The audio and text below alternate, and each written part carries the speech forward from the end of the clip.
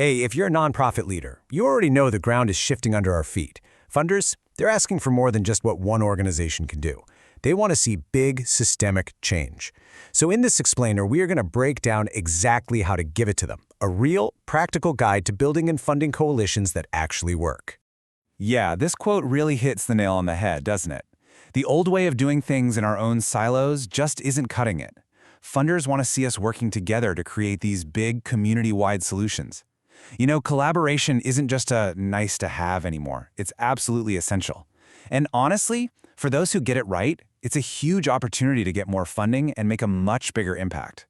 But hold on. Before you dive headfirst into a partnership, you've got to take a step back and look at this with clear eyes. So in this first part, we're going to break down why collaboration is so powerful, and maybe even more importantly, the tough questions you really need to ask before you say yes. So let's get real for a second. This slide lays it all out. On one side, the benefits are awesome, right? You reach more people, you offer deeper services, you can get those big grants that are only for coalitions. But on the other side, the challenges are real too. You're adding layers of complexity, you've got to coordinate budgets, and making decisions can get messy. That's why this has to be a smart, strategic choice, not just a knee-jerk reaction to a grant application. So when is it the right move? Think of this checklist as your little cheat sheet. I mean, if the grant application, the RFP, flat out says you need a coalition, well, there's your answer. But beyond that, you want to look for those big, thorny problems that no one organization can solve alone. And hey, if you already have great relationships with other groups, that's a huge green light. But here's the kicker. Make sure the grant is big enough to be worth all the extra coordination work. Time is money, right? Okay, so you've decided to go for it. Awesome. The next big step is figuring out the structure. This is literally the blueprint for your partnership, the foundation that's going to keep everything from falling apart later. So, let's walk through the 3 most common ways to build one of these things. Basically, it boils down to 3 main choices. You can have one lead organization that kind of runs the show. You can have co-leaders who share the power equally. Or, for those really big, complicated partnerships, you can go with a fiscally sponsored model. Each one has its pros and cons.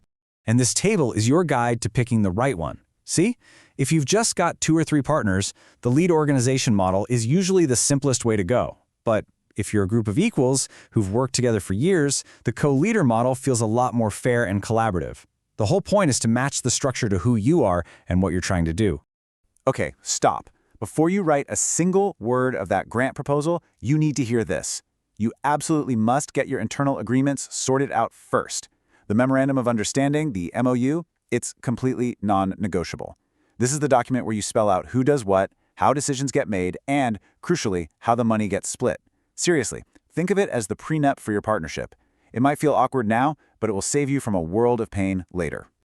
All right, the structure is set, the paperwork is moving. Now we get to the fun part, actually writing a proposal that screams, "We are an unstoppable team." Now this is how you frame the problem. See what's happening here? You're not just saying there's an issue. You are painting a picture that makes it completely obvious that a team approach is the only logical way to solve it. It makes the case for you. No single group can do all this, but together, you're a complete solution. And that stronger together idea, it has to be the theme of your entire proposal. You're telling one single, unified story. Start your summary with why this partnership is so powerful. Be crystal clear about who does what and why they're the best at it. Show how your services weave together perfectly. Explain how you'll make decisions as a team. And then, bring it home by showing the amazing results you're going to achieve as one unit. All right, let's shift gears. I want to do a quick, rapid-fire round on what not to do. Let's talk about the common traps that can completely sink a perfectly good coalition proposal before it even gets read.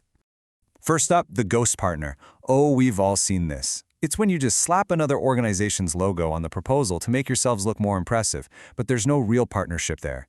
Trust me on this, funders have a 6th sense for this stuff. They will sniff it out in a second. Only include partners who are genuinely in the trenches with you. Next pitfall, vague language. Phrases like, "we will work together" are a giant red flag for a funder. What does that even mean? You have to be super specific. Say, Organization A will recruit 50 clients. Organization B will deliver 10 hours of training. That clarity, it shows you're serious. Now this one's a little more subtle, but it's so important. If you're using that lead organization model, you've got to be careful that your partners don't start to feel like you're the boss and they're just subcontractors. You have to name that power dynamic and make it clear that while one group handles the admin, everybody is an equal partner in the actual work. Okay, what's your plan for when things go wrong? Because sometimes they do. What if a key partner has to drop out halfway through the grant? A really strong proposal thinks about this ahead of time. Having a backup plan shows funders you're professional, you're prepared, and that their money is safe with you. And finally, the big one. The one thing that can tear apart the best of friends. Money. Please, do not wait until the deadline is looming to have the tough conversation about who gets what piece of the pie. It's awkward, I know, but you must have this talk before you hit submit. Get it in writing, put it in the MOU, and save the friendship. You did it! The email came in, you got the grant. Go ahead, pop the champagne. But we all know the real work is just starting. Now you have to actually do what you said you were going to do. So let's talk about managing this thing for success. Here is a super simple, super practical tip. Schedule a 1-hour meeting with your coalition partners every single month. It's the perfect amount of time to check in on progress, solve any problems that have come up, and share your data, all without it turning into one of those meetings that never ends. Really, keeping things running smoothly during the grant just comes down to good habits. Those regular meetings are key. So are clear agreements about how you'll share data. You want to operate like a single, well-oiled machine, always presenting a unified front to your funder. Proactive communication is everything. So you've put in all this work, you've managed the grant beautifully. What's the real payoff here? Well, it's not just about this one grant. It's about building something that lasts, something that can create real, sustainable change for years to come. Think of this first grant as your proof of concept. You've proven you can work together successfully. Now, the sky's the limit. You can go after bigger grants as a team, create a shared brand for your coalition, and scale your impact way beyond what any one of you could have ever done alone. So I want to leave you with this question. Just think about it for a second.